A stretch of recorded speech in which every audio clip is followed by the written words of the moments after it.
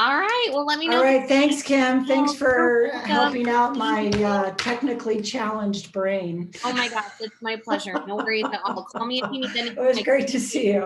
Of Okay. course. Let me know if you need anything and I can pop right back in. Okay. All right. Thanks so much. Okay. Bye, guys.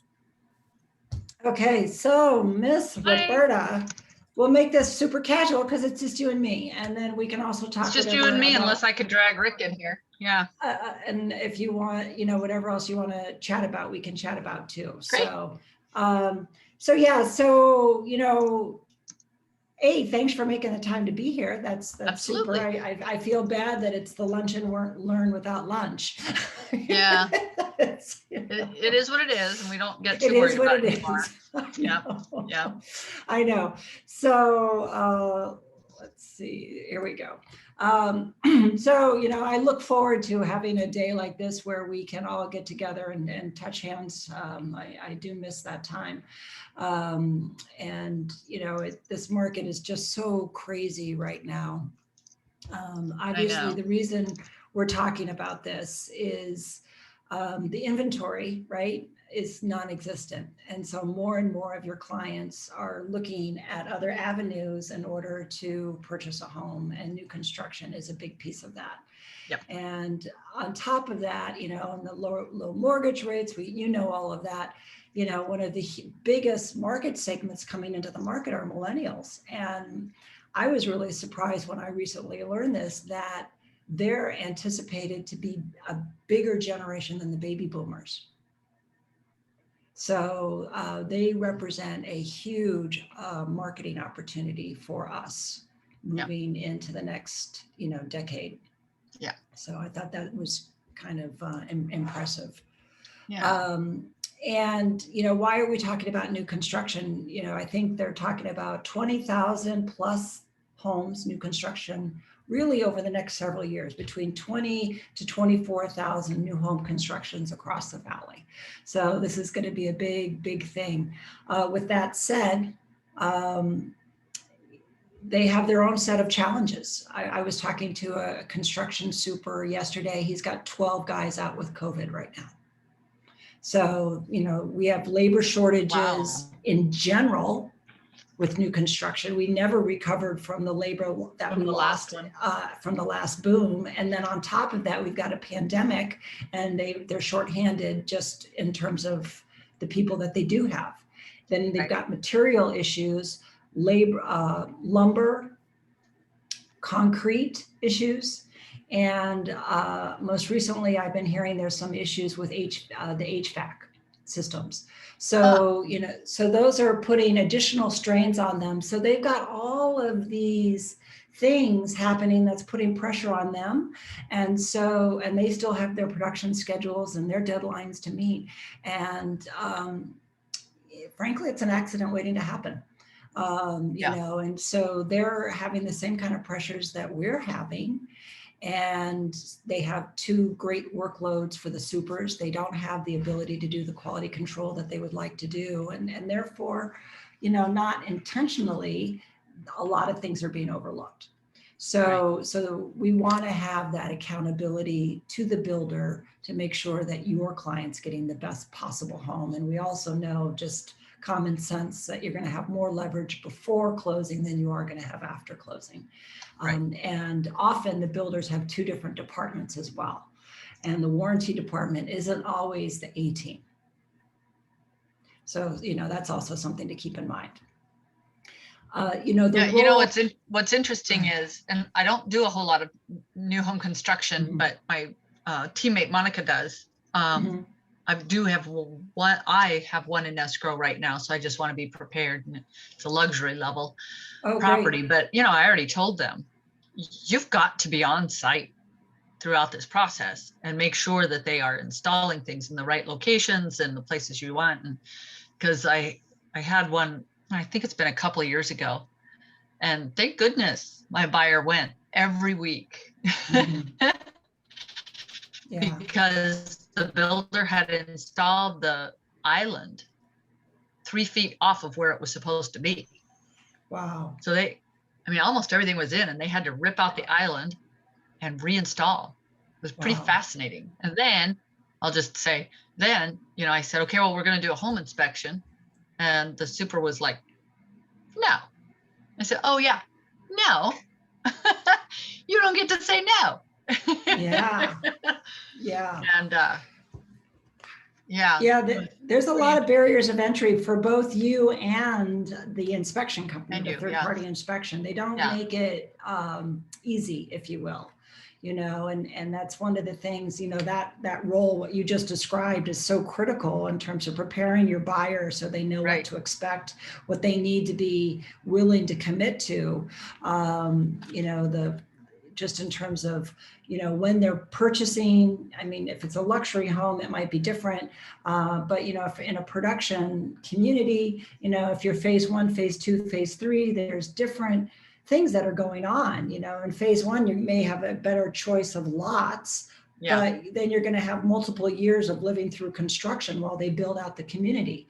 In phase 3, you'll have fewer, choice of lots, but you might have more upgrades and amenities available to you because they're just trying to close things out and they're trying to sweeten the deals. So, there's a lot of considerations there. And of course, the purchase contract is definitely not buyer friendly. Buyer friendly. Yeah, I was trying to think of a nice way to say that. Buyer friendly.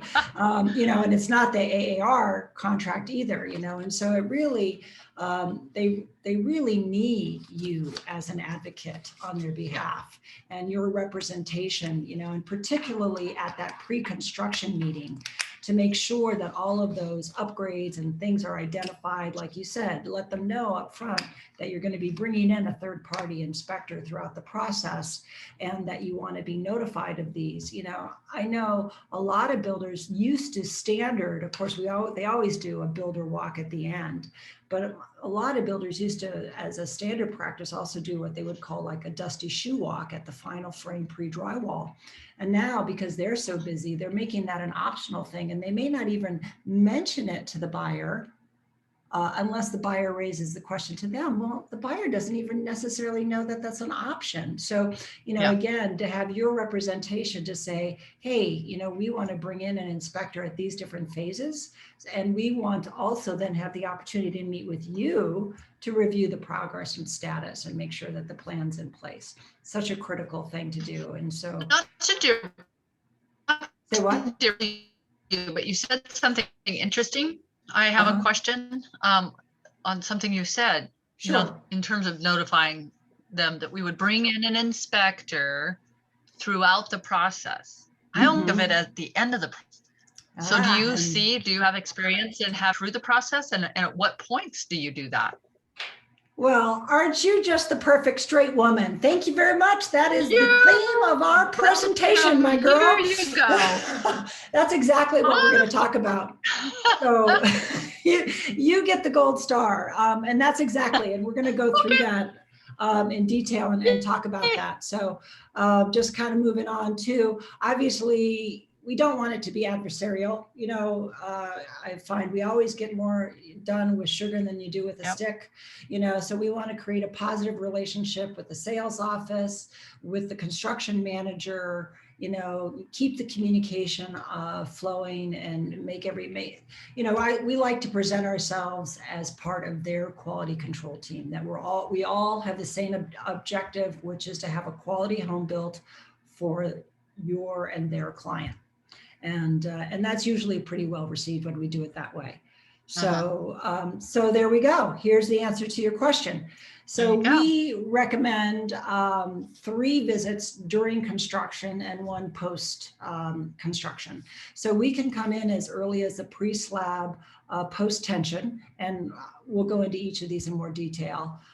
The pre-drywall final frame, which is my personal favorite because I like to think of it as having a superpower because you can still see in between the walls. And it's a great time. It's a great time to correct issues because you have got access to them. So it's really, in my opinion, one of the most valuable steps that we can do. And then the final, which is the one that you're familiar with, that we do just before the walkthrough. And then we have the ability to do one of 2 things at that 1 1-year warranty mark. If we've already done a final inspection prior to close of escrow, we can come back and do a re-inspection. So it's kind of a modified to look back and make sure they address the things that we called out, as well as anything that your buyer has noticed over the course of the year. If for some reason they chose not to do a final inspection, we could still come in at that point and do a full inspection for them. So again, that they can still submit that list to the builder to make sure those warranty items are going to be covered. Because, you know, the simple reality is what is it, 7 years the average person moves, 5 to 7 years? Something like that, yeah. So, you know, so let the builder pay for these things, you know, not that you're, you know, that's the thing, when you're just buying a home, you're not already thinking about, you know, packing up and moving. Yeah. But when that happens and somebody else's home inspector comes in place, you don't want them calling out a whole bunch of stuff that the builder should have addressed. Should have done, yeah, absolutely. You know, and now they have to pay for stuff that it should have been done by the builder. So, so those are the steps, and we're going to go through each of those in more detail. Before we do, I always like to point out, and this is an important thing that you kind of also want to let them know, that the Registrar of Contractors has a standard of practice, and they call it the minimum workmanship standards. And that's what the builders are required to meet, and their contracts are required to meet. And that defines what is what's a defect, what's an acceptable tolerance, and what their responsibilities are to address those, you know, if it is a defect. Mm-hmm. And so those are really important things. And a lot of home inspections, you know, as you've actually, if I go back on that list, you know, your 1-year warranty and your home and your final inspection, I would say probably most home inspectors would feel comfortable playing in that playground, if you will, right? Because it's like a full home inspection. Generally, however, they're inspecting that as if it was a regular home inspection, which is guided by the standards of practice for home inspections. Those guidelines are really designed more for the resale market, not new construction. And that's one of the things that we figured out really early on in the game, you know, after 27 years, is that new homes are not the same as resale, and they have a different set of requirements and needs. And so what we do is we couple both the home inspection standards with the minimum workmanship standards to give you and your client a really robust product and service. And so, you know, an example I like to give is a wall should not bow more than 3/16 of an inch over an 8-foot span. A lot of people wouldn't notice that unless they're hanging wallpaper, you know, or maybe the flooring's not quite level. And so, you know, those are the things, those are the standards that they have to meet. So if it's outside of those standards, they are required to fix that. So you want to make sure that, you know, if you're bringing in a home inspector in new construction, you know, ask them the question, you know, what are the standards are you using? Are you using just the home inspection standards, or are you coupling that with the minimum workmanship standards? Because that's an important criteria for you and your client. Interesting. So this is the pre-slab. So this is the first visit. Of the visits, this is the shortest one. It's one that often is overlooked. Because by the time people think, oh, I should have a home inspection, they're already past this stage. You know? Yeah, right. But if we can get in early, you know, no pun intended, but like everything in life, everything's built on the foundation, right? And so if the earlier that we can get in, the earlier that we can help identify and fix things so that everything is being built on a solid, you know, basis. So, you know, so all of your site work's been done. If it's a traditional slab pour, we're looking at the footings and the stem walls, all your in-ground plumbing, which is really your waste plumbing, is in there. electrical that's going to be like a floor outlet in the middle of the, the house. All of that needs to be done. The aggregate base is done, it's compacted, and then this is when they do the termite treatment. Okay, that comes with the house. So that's all done before the slab is poured. Now, this photo that you're seeing, Roberta, is actually for a post tension. And I would say most builders now, certainly your large production builders are going with post tension, because we have a lot of expansive soil here in the valley, and there's less cracking with it, because what they do is they lay these cables, you can see here, and then they torque them. And so when they pour the slab, it kind of floats on top. So there's more movement, and as a result, you get less cracking of the slab of the foundation. Interesting. Okay. And then these are just kind of the very common issues that we find at this, this stage. And the second one, this debris in trenches, you'll see that everywhere. They're like slobs. They leave their candy wrappers, Coke bottles, Starbucks, and McDonald's. Yeah, everything is in there. It's like some sort of time capsule. We don't need to know what you had for lunch and breakfast, Oh, that's funny.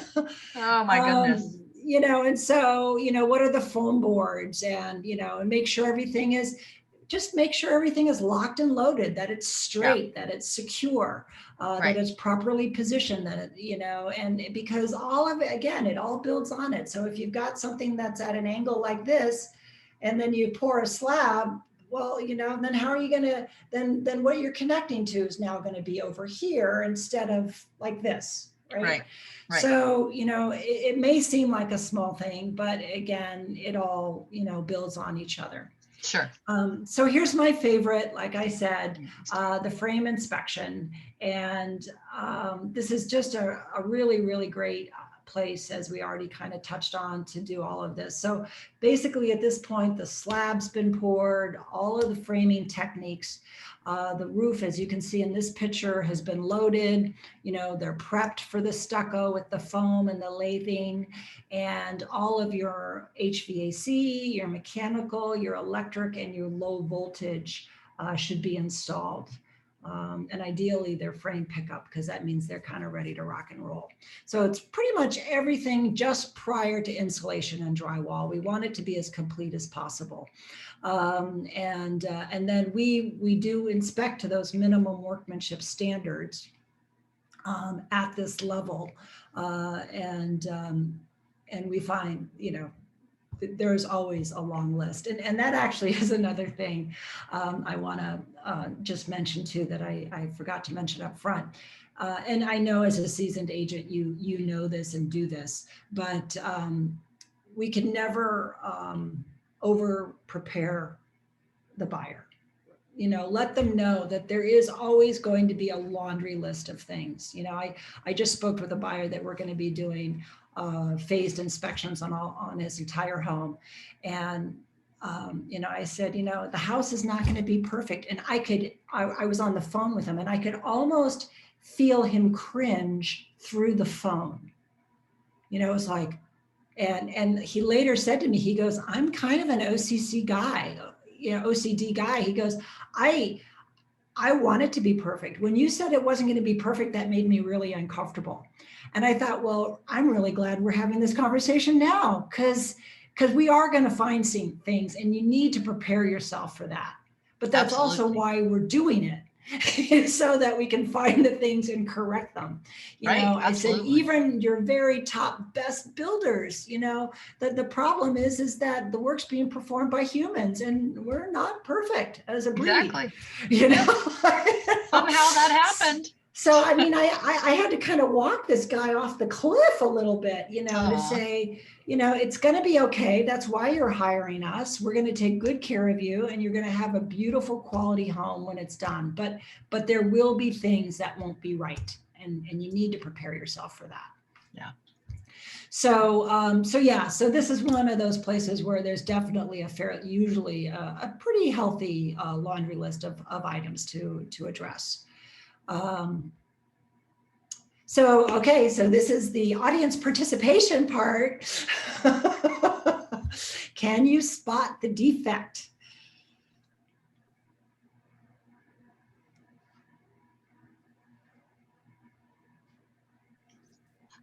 Probably not. That's okay. That's okay. The label's upside down. And I love this about this photo because that's usually what most people say. And you know what? I think kind of that is a defect because if you, it does require you to kind of be flexible. And if you were to be flexible and be able to read that upside down, what you would find is that this is a fireplace vent. And in that upside down writing, it requires it to be at least an inch away from anything flammable. And as you can say, it is butted right up against that puppy. Right. And so, you never want to have heat against wood. Right. And this is another kind of by the way, this was not caught by the municipal inspector. We went in after the municipal inspector. And that's another thing where a lot of clients say, well, why do I need to have a third-party inspector? Comes with a warranty and the city inspector is going to inspect everything. But, your city inspectors are inspecting, they're also overworked and underpaid, and they're probably inspecting 30 houses a day. They're probably not spending more than 10 minutes on the property. So, they're only going to see so much. Wow. That's a good one. Yeah, right. So these are kind of some of the common things that we find on a frame. The bowed walls, we kind of talked about that as an example at the beginning. The windowsills are crooked, nail piping against the wire. You don't want to nail, the electrical coils and things, and yet they do. The slab is uneven, the electrical boxes are loose. So, you don't want things jiggling around. You want everything to be done. Damaged ducting, of course, always, people's breakfast inside the walls, and everything else. So these are the kind of common things that we find. But, you also have to also look at it from, you think, oh, well, that's not too bad. There's only 8 things, but within each one, there's a multitude, right? Sure. It almost would make sense if I have a buyer who's buying, let's call it a new construction, but they're the second owner, not the first. They're the second owner. It'd be interesting. Just ask if they did your inspections during these phases so that we know the condition of the house. I mean, that would be interesting to know, I think. Yeah, for sure. So that that the stove pipe isn't sitting up against the frame. Yeah, exactly. Yeah. So now we're at the final inspection, and this is actually a house out in Sterling Grove, I think, Surprise, Toll Brothers, and as you can see, it's still there's a lot going on. The house is done-ish. Right? So, there's still a lot of activity and things often that can be happened, in that 11th hour. So ideally, the time that we like to come in for the final inspection is a day or two before your walkthrough, because we want the house to be as complete as possible. We want the AC startup to be done so that we can thoroughly test all of the components of the home. We did a house yesterday out in Maricopa, we noted a lot of things, and we're going to get on to probably, I think, on the next slide or two. We blue tape it, and I'll explain to you why we do that. But we blue taped a lot of the defects that we found from the minimum workmanship standards, again, to help create that punch list. And the builder got upset because that afternoon they were having, the walk was scheduled for this morning. So this was yesterday at 11 that we were doing this review. Their walkthrough is scheduled for this morning. but they were upset because that afternoon, their painters were coming in. So they were still painting, 12 hours Wow. before the final walkthrough. And Wow. that's not always the case, but it's also not uncommon. And so, we want to try, work really as hard as we can with the builder to try and optimize the time for us to come in, so the house can be as complete as possible. We don't always expect the landscaping and things of that to be done, but we do want it to be as functional as possible. Sure. And then, some of these, we talked about the bowed walls at the framing, but if perhaps we're coming in at the final and we haven't, been involved, we often note those then. But low insulation is a really common one that we find. Oh, yeah. Issues with stucco, your caulking, glass scratches, drywall, and nail pops. That's a super big one too. And that's where we get into that difference between the standards of practice for a home inspection and the workmanship standards for the ROC. Because in a resale scenario, we're generally not inspecting to cosmetic details because there's assumed to be wear and tear in the home. But in new construction, that's not true, right? Should be all fresh and new. Everything's supposed to be done. Go ahead. Should be. Yeah, should be. Yeah. So we inspect to those cosmetic details in that final inspection with new construction, where we wouldn't be calling out maybe inconsistent paint in a resale home. So this is a really interesting slide. When I first learned this, it was kind of like, wow, I should have had a V8 moment.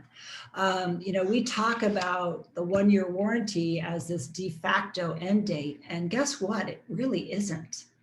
So different components of the home have different warranties, and it's really nice to let the builder know that you know this. That's, this is the value that you bring to the table for your client. So the glass scratches actually is a very limited warranty. It's about 2 weeks. The 1-year warranty covers the cosmetic items, the tiling, cabs, paint, drywall, stucco, caulking. But look at the 2 years, your roofing, your plumbing, your electric, your concrete, your framing and insulation. And then latent defects go up to 7 years. Major component failure is 7 years. So, even in, it's more than just a 1-year warranty, I guess is what I'm saying. And another important thing to remember here too is there is provision in the minimum workmanship standards that does not allow the contractor to run out the clock. And what I mean for that, let's say there was an issue with the drywall within the first year. Maybe in the 10th month, for example, and the builder comes out and they repair the issue. A new clock starts ticking on that repair. So now, a 1 year has passed. If that particular issue resurfaces after the 1-year warranty, there's a new 1-year warranty that started at that 10th month. And how long does that repeat itself? Forever. Really? So they cannot outrun the clock on a particular issue. As long as it was identified within the warranty period, they get a new clock for each time they address that item.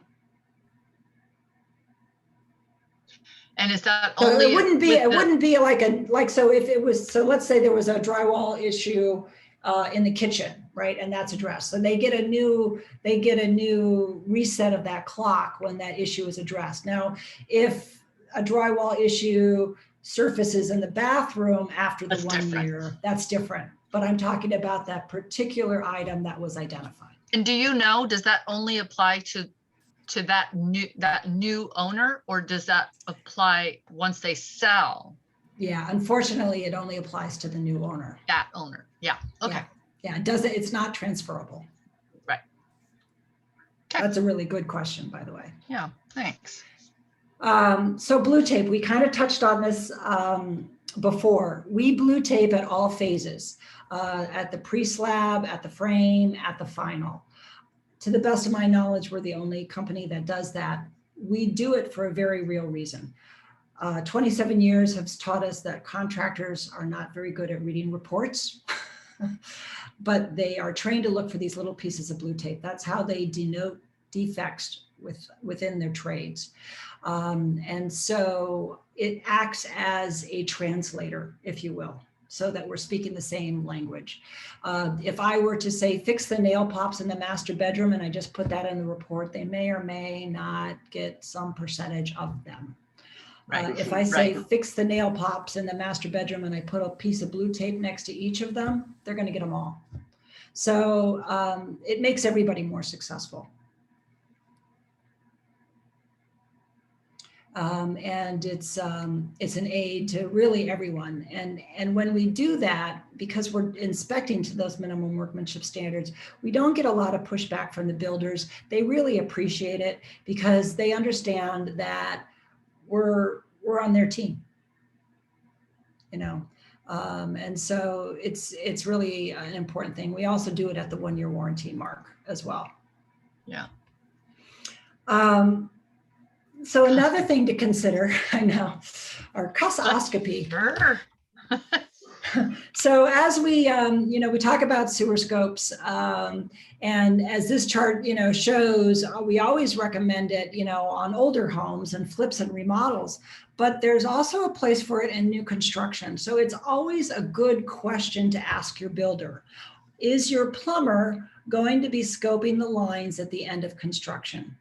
And we want to do this for 2 reasons. One, sometimes they put debris down there that they just shouldn't put down there, right? And so we're correcting, there's issues. Concrete often is one of those things, it's not solid when they put it down the drain. And they don't focus on that. But what happens when it solidifies, right? Right. And here's another fun little photo. So this is a house that we were actually doing the frame next door, and my inspector took a picture of this. So this house obviously is kind of at that pre-slab, right? You can see the in-ground plumbing is in there, and they're bringing in the aggregate to do the backfill and compression. So just imagine this big old dump truck full of aggregate. I mean, it literally weighs tons, right, of weight. Yeah. And this was right after a hard rain. Now, we've been in a drought for 20 years, so usually the dirt is hard as, anything. But look at how that truck sunk in. Yeah. If you can see that. So did that cause issues? I don't know. Could it have caused issues to the piping underneath it? You betcha. Yeah. So you want to make sure that nothing was put in the pipes that shouldn't have been, and also that there was no damage due to construction that compressed the pipes. And at what point would you ask the builder if before their the plumber final? scope? Before the final.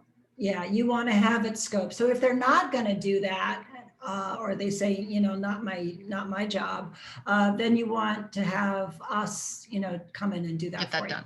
Yep. Because you want to make sure that that's addressed while they're still on the hook for it. Right.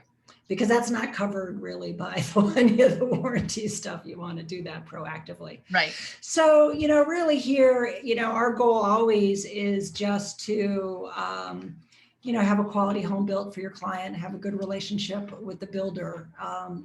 That's what we're here to be, the trusted advisor and to support you as being your the mentor and guide for your client to make sure that they get the quality home that they should have. Just kind of in summary, this and we've had the opportunity to work together, but we are a full service home inspection company, whether it's new construction or resale. One call will take care of everything that your clients need. And of course, experience is an important piece of the equation, particularly with new construction. I know, my guy. The trusted advisor, but you're the trusted advisor, as are we, you know, and that's, you know, we have different roles, but we're both there to help guide your client, you know, and so, you know, we want to make sure, and certainly on the new construction, you want to ask your third party inspector, you know, some questions and say, you know, what's your experience, and you know, what do you inspect to? What are the standards that you use? Do you blue tape? Do you, you know, do you have the necessary insurance? You know, we were kind of talking at the beginning of some of the barriers of entry, right? Like if your client goes into a model home without you just because they had nothing to do on a Saturday and they want to go and get some fun design ideas, and they don't mention that they're working with you, you know, then you're cut out of the loop. You know, they make it very difficult, and they make it difficult for the home inspector as well. A lot of times they have astronomical insurance requirements. Some builders have up to a $2 million liability policy. And I will tell you, most home inspection companies don't carry that kind of insurance. We do, because we specialize in new construction. And so we don't want that to be a barrier. You know, we're like, okay, you know, I feel like I'm playing poker. It's like, really? Okay, fine, I'll raise you one. Good job. Fine. Okay. Yeah. Good job. You know, so, but you know, so that's one. And then a lot of them have these access agreements, which is, you know, common. And again, they're not user friendly. They're not buyer friendly. They're definitely not inspector friendly, telling us all the things that we can't do. And it's very common. And I'm sure you probably know this, that they don't allow us to walk on the roof at the final inspection, because it'll void their warranty. But we will still bring our ladder out and binoculars and walk the perimeter, and we still find broken tiles that we can call out to have those addressed. But I recently had one of the most prohibitive access agreements that I ever seen. It not only said that we couldn't climb the roof, it said we couldn't bring a ladder onto the property. And to take it a step further, that it literally stated both the inspector's feet, both feet have to be on the ground at all times. Interesting. Yeah, right. Like you couldn't even climb on, in theory, that means you couldn't even climb onto a counter to investigate, you know, something that, you know, was a little higher up, because your feet wouldn't be touching, you know. In theory, it means you can't walk onto the property. Well, yeah, actually, that's a good point too. So, yeah, I would just have to make fun of them for that, because most people don't shuffle. Yeah, most people, don't hop. That's actually, funny. I thank you for that, because I'm going to use that next time I have the opportunity to work with this builder. What is it in the holidays? There's a little cartoon, you know, put one foot in front of the other. Yeah. So that takes your foot off the ground. Yeah. So while I, have a fair amount of knowledge on this, we are going to be doing a deep dive in new construction next Thursday, the 1st. Paul's going to be doing a 3-hour CE on new construction. So he's going to go into a lot more detail if that's something that is of interest to you. That's the registration link. It's a 3-hour CE in the disclosure category. And we do ask for a $10 registration fee, but all of that money goes to Save the Family, which is our philanthropic partner. So just as something, this might have been enough just to give you what you needed, but if you're looking for CE credits and desire that deep dive, that's available to you. And that's pretty much what I had. So that's great. I appreciate it. Tell me, if you've got any other questions on this, and then we can talk about what your other stuff was going on. I don't have any more. This was really helpful for me. And then I will share this with our team that you're having the CE. I can't remember. The first seems like I'm doing something. I can't remember what it is. So I need to look, but we'll verify that. Yeah. So that's awesome. That would be great. Yeah. And related to this program, if you go into your dashboard or wherever you're at, you can stop recording. Oh yeah. Hold on. Right. Let me stop my share. And And I don't know how you stop recording, so.